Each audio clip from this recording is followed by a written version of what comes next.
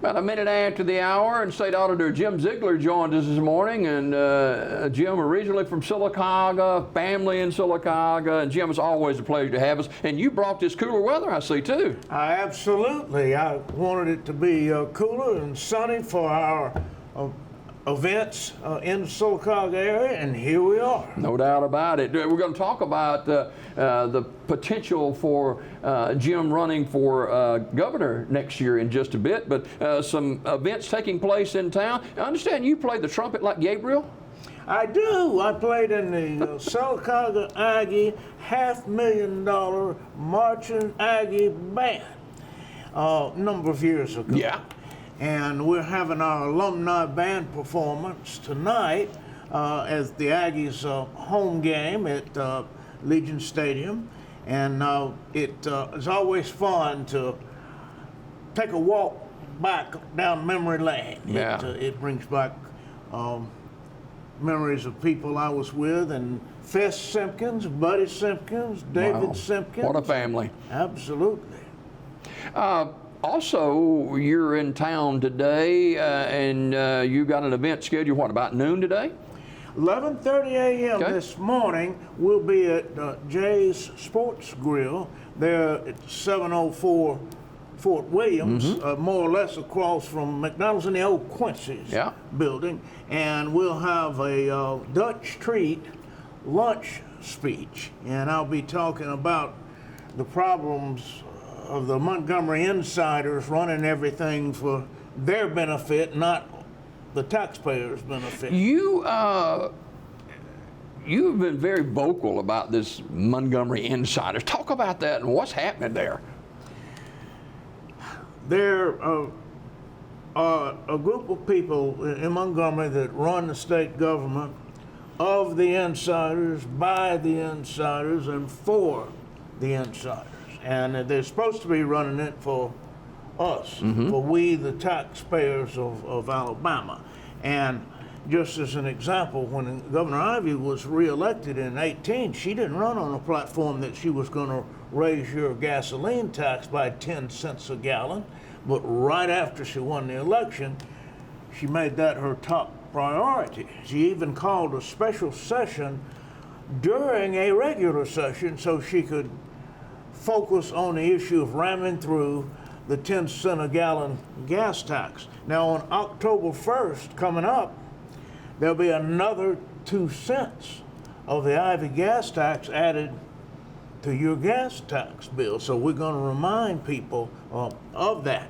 And the way that they rammed that through, they took the candidates, Republican candidates for the new open seats where somebody was retiring or not running, and they pinned them down and made them say whether they would vote for the Ivy gas tax, whether their constituents wanted it or not. And they rammed it through. They ran over us. I led the citizen opposition to Governor Ivey's gas tax, and we showed how there was enough money for the infrastructure without the gas tax. Just an example, I found $63 million a year being siphoned out of the gas fund and spent on other things, on other projects. Yet they needed more gas tax for the road. Now, Jim, it's obvious, you've said it before on this show and other shows too, you're not really well liked by the Montgomery insiders. I'm not. I didn't get elected as a state auditor to win a popularity contest, and it's a good thing because I would not have won it. Since I've been in, they've cut my budget 4 times, they've cut my staff in half, they took away our parking places. Wasn't that a juvenile thing to do? And they took our office space of our auditors. And when they gave us notice that they were putting us out, it was a one-way ticket. They didn't say, you have to move over to such and such. No, they just said, you have to get out. How does that make you feel, Jim? It just encourages me to keep on doing what I've been doing. I feel like that I've been able to make a difference in serving the taxpaying public, and that's what I wanted to do. Now, this is detrimental to the people of Alabama, and we need it to stop, which is the reason I set up an exploratory campaign for governor. I'm term limited. I can't run for state auditor anymore, so I have to either go. Would you? This is your second term, right? That's correct. All right. Now, if there weren't term limitations there, would you consider running for that office again?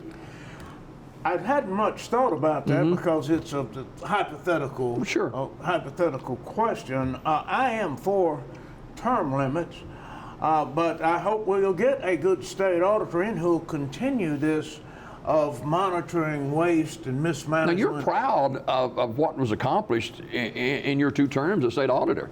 I am. I'm not satisfied with it because we didn't win every fight, but we won most of them. It's an example. The Ivey administration got infatuated with the idea of toll roads and bridges all over the state. And the first one right out of the box was to be a toll bridge on Interstate 10. I didn't even know you could put a toll on an interstate highway, but that you can. And they were going to ram that through. And I took the lead, and we built a citizens group. It took us 3 months to build a 55,000 citizen group. And we figured out how to legally block that toll bridge, and we did. And it was a terrible proposal, and by the grace of God, we blocked it. This exploratory committee that you have formed to look at the possibility of running for governor next year, what goes into you making a decision to, I'm going to pursue this, or it was a good look, but I'm not going to do it? What goes into making that decision? We have until January 28th, almost 5 months, to make a decision. That's the deadline to qualify to run for state offices in Alabama. And I'm getting a strong response with one exception, and that is fundraising. Raising the money to get our message out is necessary, because otherwise people who might agree with us won't know enough about this. And so we set up a GoFundMe page, and so we're getting a lot of $20 and $50 and $100 donations, and meanwhile Governor Ivey got $1.9 million. I said that rather loudly because it speaks out, and that's special interest money. That's those Montgomery insiders, and they're wanting to continue. You're not real fond of those special interest groups. I'm not, and they're not fond of me. They're not there to run the state government for the people of Alabama. They want something out of it. They want influence. They want contracts. They want high-paying jobs, and all at taxpayer expense. And we need somebody down there to represent those that pay the bills for all of the state government, and that's what I've been doing. A lot of issues that Alabama faces and will face in the coming years. One of those is our prison system. It is. There are many problems in the prison system. Last year, Governor Ivey proposed a $3 billion prison rental plan, and it was a terrible proposal. It would have had the taxpayers, us, paying rents of almost $100 million a year, and at the end of 30-year lease, we would have owned equity in those prisons of zero. Nothing. You pay $3 billion, which was about 3 times more than what it should have cost to begin with, and then somebody else owns the prison. So this plan would have made millionaires out of a lot of people not in Alabama, and we would have paid for it. And I took the lead in finding out and then pointing out the flaws in the Ivey prison plan, and by the grace of God, we blocked the thing. They're coming back with another one, right? And they are, and this one, we just received copies of it. As a matter of fact, it's not final yet, but it appears to be much better. It has us building our own prisons, which we've always done, instead of leasing it from some Tennessee outfit that doesn't need to be building prisons in Alabama. And it looks much better. Now, there's some potential problems in it, and we're going to document those and take those to the legislature. Jim Zeigler, State Auditor, our guest this morning, and Exploratory Committee has been gathered to look at the possibility of running for governor next year in Alabama. And, you've gone all over the state. What are people telling you? People are telling me that they disagreed with the way Governor Ivey rammed that gas tax through. They don't want it to happen again. They're saying that Governor Ivey's Amendment 1, that would have taken away the right to vote for school board members and have the governor appoint all of them. They were against that. And of course, my wife and I led the Vote No campaign on Amendment 1. It was up in March of last year, and we achieved a 75% no vote. Now, there's my base right there. That's my political base. If we could get those same 75% that voted against Governor Ivey's attempted takeover of the great big education budget, we can win this thing. And that's what we're hearing. Now, what's not happening is the money to get out the message is not yet coming in. But we're fighting it. We got a plan to get it in, and we just got to do it. Jim Zeigler, our guest this morning, and Jim's in town for several different events, including the alumni band performing at Sylacauga-Tallahassee football game tonight, and also this weekend remembering one of the Sylacauga greats, Jim Twinks Green. That's right. Saturday at 10 a.m. we'll have a Frosty Inn reunion.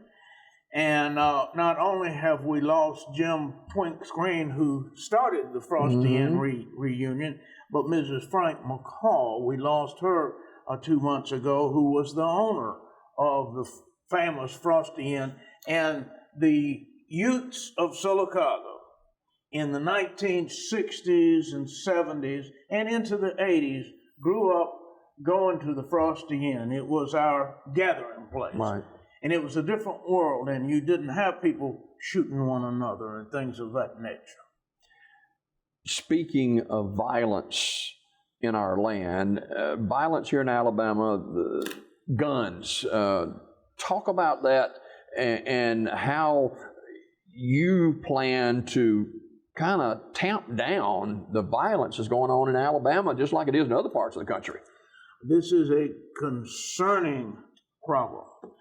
And almost everybody nowadays knows someone or some family that has been affected by the violence. And even here in Sylacauga, there's been an uptick in shootings and murders, and this has got to stop. It's a difficult problem to solve.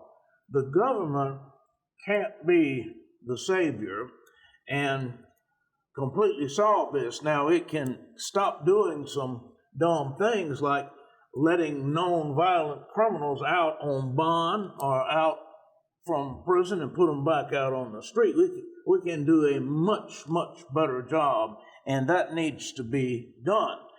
But some of this is going to have to be done by the families, and parents, the communities, the churches. For instance, the lack of a presence of a father in the home. This is a major problem. The father either never marries the mother, or at some point he leaves the scene. And the children are much more likely to get into trouble, to get into problems with alcohol, drugs, and crime, and teenage pregnancy with a father figure not in the home. And our pastors need to do a better job of explaining this and talking about the duties. You're not afraid to take a stand for what you believe is best for the state of Alabama. I am not, and I wish we had more of that. Sometimes I feel like I need some help down there, some allies, and occasionally I do have some allies, but it does not bother me to be the Lone Ranger, to be out there leading a fight for the people and be the only one out there. That just does not bother me at all. If you do choose to run for governor against Governor Ivey in the Republican race, you'd go into it with the intent to winning that race. Oh, that's correct. I don't need to just be raising issues and raising awareness. We need to win the thing. Governor Ivey had indicated early on that she would not run again. But they've forgotten that. And what has happened is those that are behind her, all those insiders, they don't want to give up that power. And they're not going to give it up easily. So we're going to have to outsmart them and outwork them. We're not going to be able to outraise the money.